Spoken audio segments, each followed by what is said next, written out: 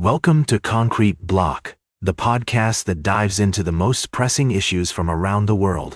I'm your host, Walter, and we're glad you're joining us today. In our first segment, we're taking a closer look at the complex dynamics unfolding in South Asia, particularly between India and Pakistan. Recently, tensions have been running high between these two nuclear-armed neighbors, with the situation in Kashmir remaining a significant point of contention. However, what's caught our attention is the aftermath of their latest skirmish, and how it's affecting not just their bilateral relations, but also their engagements with other countries in the region and beyond. India's decision to restrict imports from Bangladesh is an interesting development.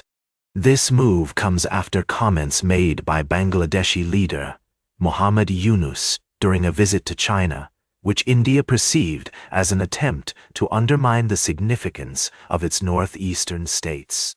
The implications of this trade restriction could be significant for Bangladesh, given that ready-made garments are their most important export, and rerouting these goods could substantially increase transport costs.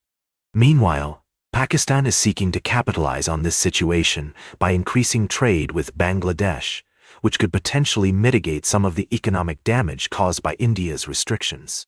This development highlights the intricate web of alliances and rivalries in South Asia, where economic and geopolitical interests are deeply intertwined. It's also worth noting that India has been engaged in trade negotiations with the United States, aiming to conclude a significant deal. Despite recent comments from President Trump about using trade as a pressure tactic to ease tensions between India and Pakistan, it seems these talks are proceeding, with both sides expressing optimism about reaching an agreement soon. In another corner of the region, Reliance Power, part of the Indian conglomerate Reliance Industries, has announced a joint venture with Bhutan's government to develop what is touted as Bhutan's largest solar power project. This investment aligns with India's push for renewable energy and its efforts to strengthen economic ties with neighboring countries.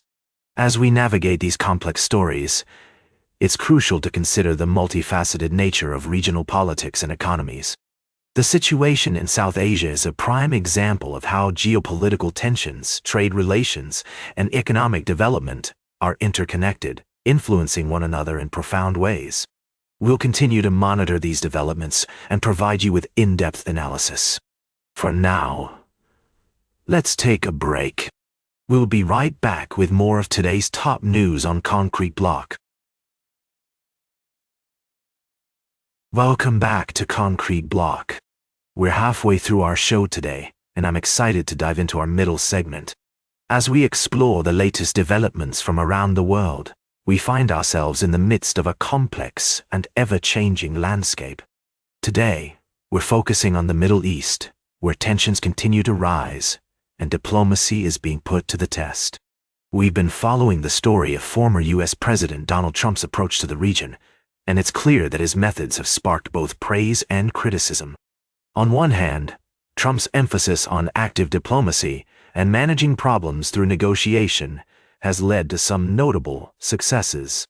His administration's efforts to promote American interests in the region, while also encouraging foreign investment in the U.S., have been seen as a positive step by some.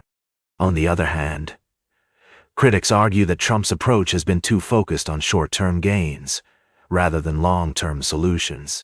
The ongoing conflict in Gaza, for example, remains a major concern, with many questioning the effectiveness of Trump's strategy in addressing the root causes of the issue. Additionally, the nuclear deal with Iran, which was a key aspect of his foreign policy, has been met with skepticism by some experts. It's also worth noting that Trump's personal style and demeanor have often been called into question, with some accusing him of being too cozy with authoritarian leaders in the region. The bromances he's formed with figures like Mohammed bin Salman and the Emir of Qatar have raised eyebrows, to say the least. As we navigate this complex web of alliances and interests, it's essential to approach the topic with nuance and balance. We must consider multiple perspectives and evaluate the evidence before forming opinions. By doing so, we can gain a deeper understanding of the challenges and opportunities facing the Middle East, and the role that global powers like the US play in shaping the region's future. As we move forward, it will be fascinating to see how the current administration builds upon or diverges from Trump's approach. Will they prioritize diplomacy and negotiation, or take a more assertive stance? How will they address the ongoing conflicts and tensions in the region? These are just some of the questions we'll be keeping an eye on in the days and weeks to come. For now, it's clear that the Middle East remains a critical and dynamic region, full of challenges and opportunities. We'll continue to monitor developments and provide you with in-depth analysis and insights. Stay tuned for our final story of the day, right here on Concrete Block. Welcome back to Concrete Block, folks. We're wrapping up today's show with a thought-provoking story that's been making waves in the world of immigration. As you may have heard, there's been a lot of controversy surrounding the Trump administration's use of third-country destinations for deportations. But what exactly does this mean, and how is it affecting people's lives? Recently, it came to light that several individuals were deported to South Sudan, despite not being nationals of that country. One of these individuals, represented by lawyer Jonathan Ryan, was allegedly given conflicting information about his destination, first being told he was going to South Africa, then South Sudan, and finally, Burma. But here's the thing, Ryan hasn't been able to get in touch with his client since, and it's unclear where he actually is. Now, the US government has stated that they're following court orders and working with other countries to find solutions for individuals who can't be sent back to their home countries. But South Sudan itself has pushed back against being used as a third country destination, saying they won't accept migrants unless they're South Sudanese nationals. And it's not just South Sudan. Other countries like Libya have also rejected the idea of taking in deportees from the US. So, what's going on here? Is this a case of the US government trying to find creative solutions to complex immigration problems? Or is it an example of a system that's failing to prioritize human rights and dignity? As always, we want to encourage you to think critically about these issues and consider multiple perspectives. It's also worth noting that this story raises important questions about transparency and accountability in the deportation process. When individuals are being sent to unknown destinations without clear information or access to legal representation, it can be difficult to ensure that their rights are being protected. As we close out today's show, we want to leave you with some food for thought. What do you think about the use of third country destinations for deportations? Do you think it's a necessary solution, or does it raise too many concerns about human rights and dignity?